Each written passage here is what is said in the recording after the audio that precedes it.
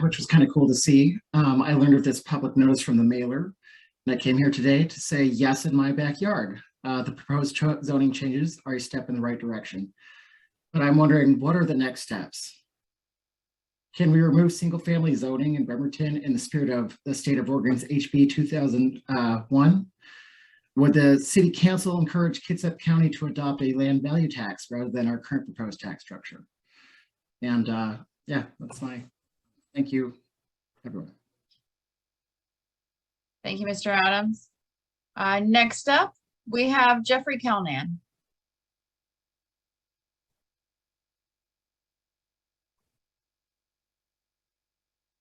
Thank you for allowing me to talk tonight. I want to actually thank Mr. Jackson for his responses to all my previous emails. He's been extremely professional and clear. My concern is, as a landlord of affordable housing within the downtown area and the R10 area, which I have a vacant lot available for development. It's a 50 by 100 square foot lot, 5,000 square feet, but it appears that a duplex would be not allowed in that area under the new based on density. If they could be more specific about R10 5,000 square foot lot based on density, would a duplex be allowed to be built? Hi, I have a vacant lot over on Beach Drive. I had talked to Mr. Younger about this several years ago when we wanted to build all this road. It's like a an alleyway that just has duplexes on it. And I was told that we were not able to build another duplex. So it's been sitting vacant all these years waiting for something like this to happen. So I am really hoping that this does go through. Hello, thank you all for hosting this public hearing. Yeah, I got a flyer in the mail asking to join this public hearing, and I really appreciated that flyer. Like, that was very perfect. And also thank you, Garrett Jackson and Kate Millward, for putting on that information session. I came here not really knowing what to expect, but that was a lot of information that was really wonderful. And I really appreciate you all putting together that information to explain the complexities of what's going on. And yes, I just wanted to come here and say I absolutely support all these changes. I was super excited when I read this flyer. As someone, I moved to Bremerton recently, and I'm at 30 and I'm a first-time homeowner finally. And honestly, it just feels lucky. And so I personally would love if others' journeys to own property wasn't as hard as mine and there was more options other than single family homes.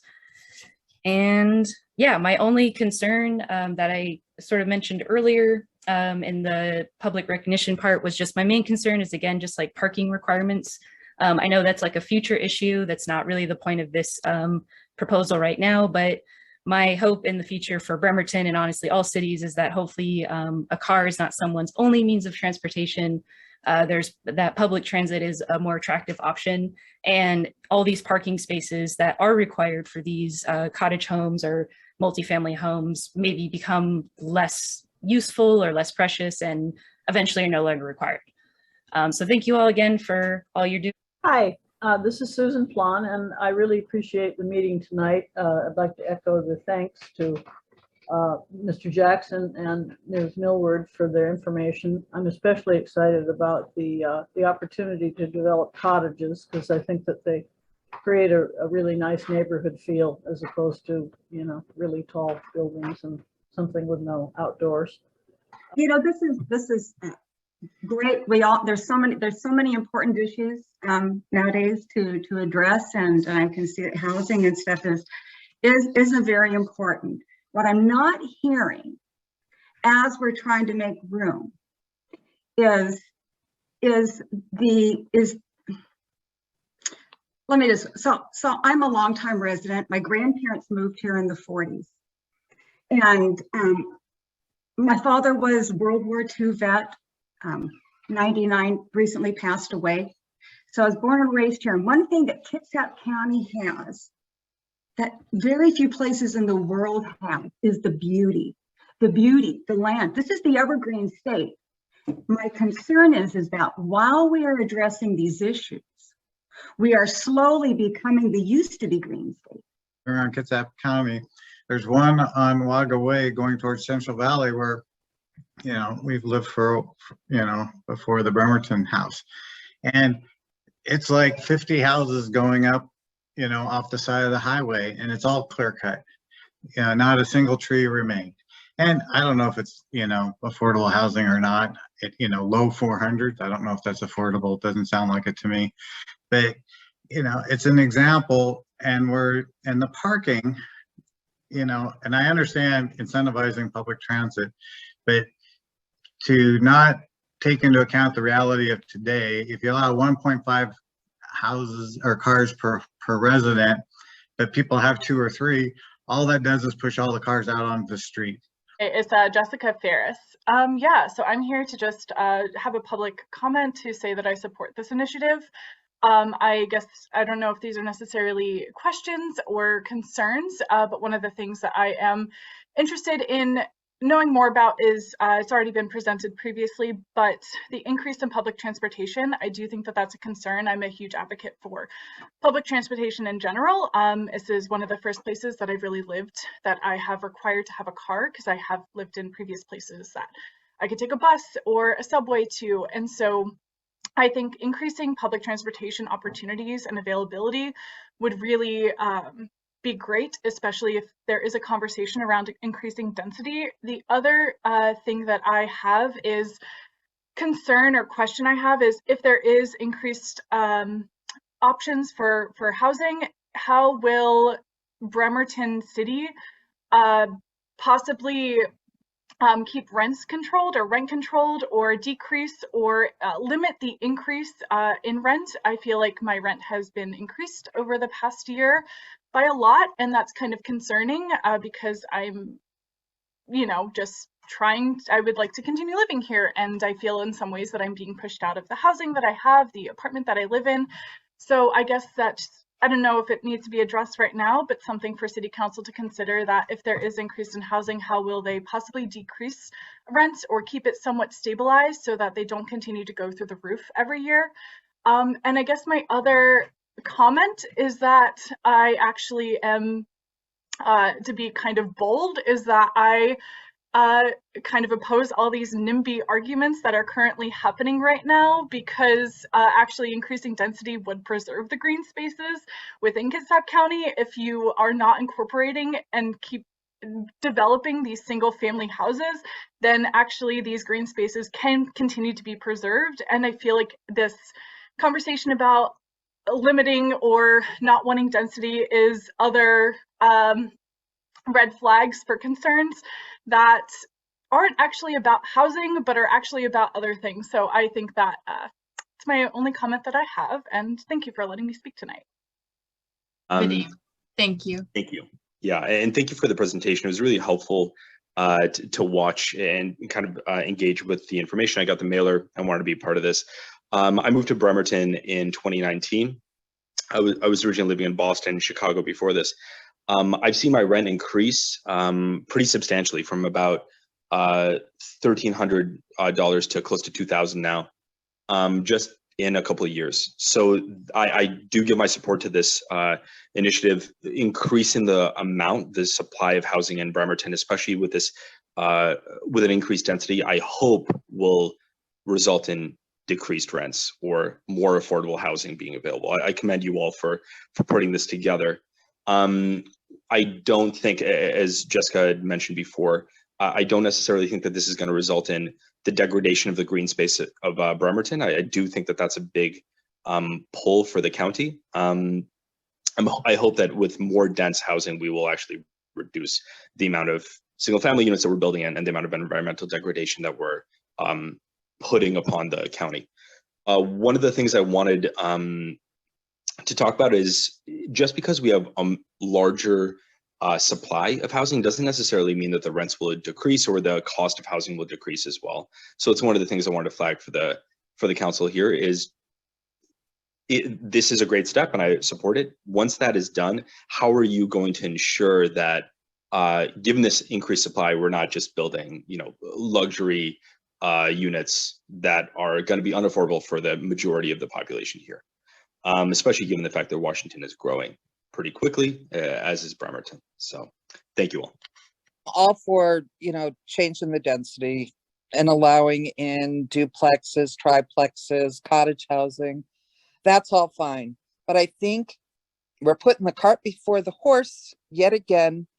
We have the worst transit of any place I've ever lived in life. I've lived all over the country, even in rural areas. I had better bus service than we do here. So, you know, for years and years and years, all we've done is support Kids Have Transit to become a ferry service and have everybody in the county pay and very few people using. We have terrible, terrible bus service. So that needs to be one of the major steps that we work on.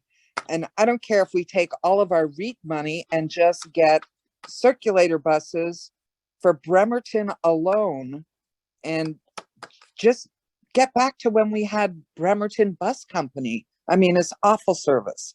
So you can't just keep giving tax abatements for luxury apartments and then be surprised that there's nothing affordable, because when they charge $1,800 for a studio, every other landlord in town is like, okay, I'm raising my rent.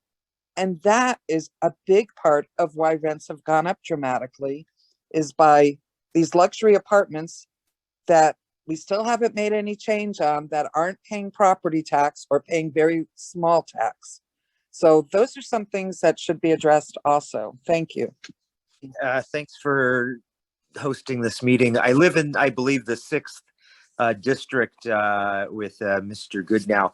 But yeah, I'm all for progress. I'm all for people being able to rely less on cars in this town and rely more on bikes. It's nice seeing the bike lanes. It'll be even nicer when Naval Avenue goes on its road diet, so we can get a good example here in town of what a good road diet is. Anyway, yeah, I'm all for it. So yeah, thanks for taking the time to hear me out. Thank you again. I think I'm understanding the proposal. And of course, my biggest concern is around low-income housing. Thank you for adding the Bremerton Housing Authority to the folks who will get the exception along with other charities. And that looks like affordable housing to me, I hope. And I am concerned that we are lightening the requirements for development. And I think I'm echoing what some others have said, and that what we are doing is creating more housing without any confidence that it will mean more low-income housing. If I'm understanding the cottage development idea, it makes me think of something like the Habitat development on, is it Arsenal? Where it's a bunch of little houses that are around a central courtyard where the kids can play and it feels like community and looks like community. My concern is that we're now just making it easier for developers to produce very expensive tiny homes. I'm not sure how if we have any ways to set limits on how much they're going to sell these houses for. And in the duplex idea, I saw the one where we had a property line going down the center of a house. Certainly, I'm concerned that we're creating more housing without enough consideration for being sure that the people that, like, what is the number? What represents a single family home? Is it $400,000? I understand for renting that we're trying to aim for 30% of your income will pay for your housing costs, and nobody is getting that, but at least that's clear for me as far as rentals go. So I hope you'll keep those concerns in mind and not just make it easier for developers to create money-making opportunities that don't necessarily serve the deepest needs of our community. All right, thanks. Sustainable growth is good. Green space is good. You cannot have affordable housing without building up. Unaffordable housing creates human misery. Dense housing minimizes urban sprawl and preserves green space. Thank you.